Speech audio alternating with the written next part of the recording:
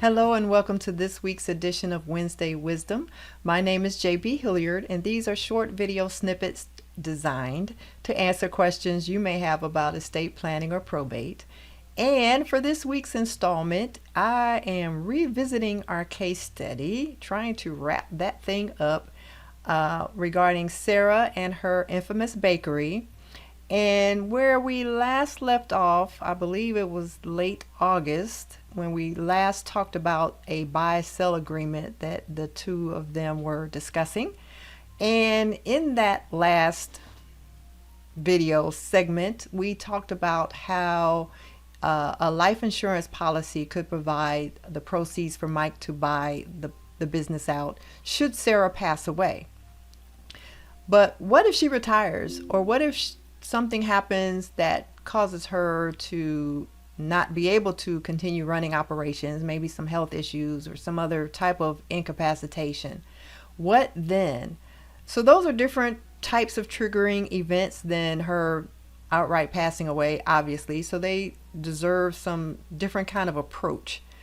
So for an example, let's walk through a retirement example. So Sarah decides to retire in some years down the road, and so she gets an valuation of the business, and let's say it's worth $600,000 at this time. So the agreement says Mike will buy her out at that amount, but of course, Mike doesn't have $600,000 just lying around. If that were the case, he probably would have started his own bakery business some time ago. Nevertheless, this is where the buy-sell agreement can get creative. There are several different ways Mike and Sarah could agree upon the financing of this buyout. One way is for Mike to agree, or for them both to agree on an installment sale. So whereas Mike doesn't have the full amount to buy the bakery business outright, he may have a good or substantial down payment, let's say 20%, that he can put down and then pay the rest over time. And they could agree upon how long, however many months or years, and then they could agree upon the interest rate, because certainly he would, she would want him to pay interest, which would be a standard business provision. And that not only gives Sarah some steady income, steady cash flow, and predictable income during her retirement, but it also gives Mike time to build equity in what's ultimately going to be his business.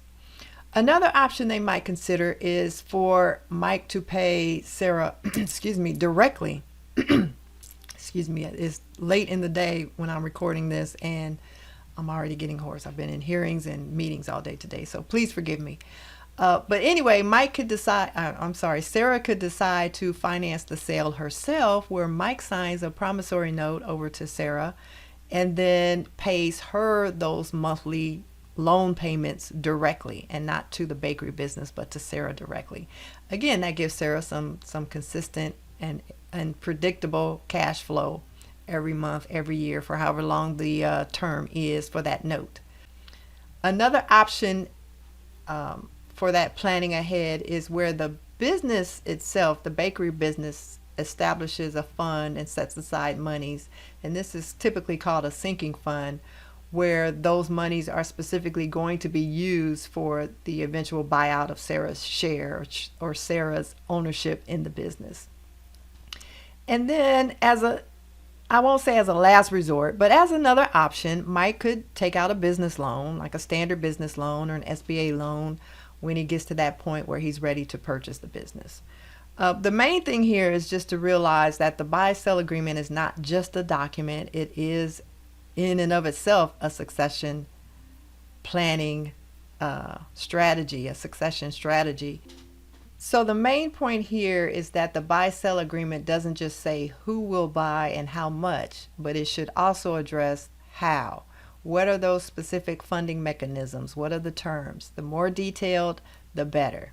So there are a couple other points I really wanted to get into, but because of time, I'll just leave you with this.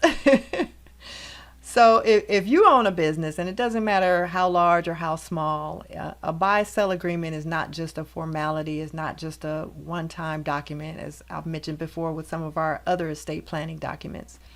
But it is a good key to protecting what you've built, providing financial security for you and your family, and also ensuring that your successor has a clear path forward.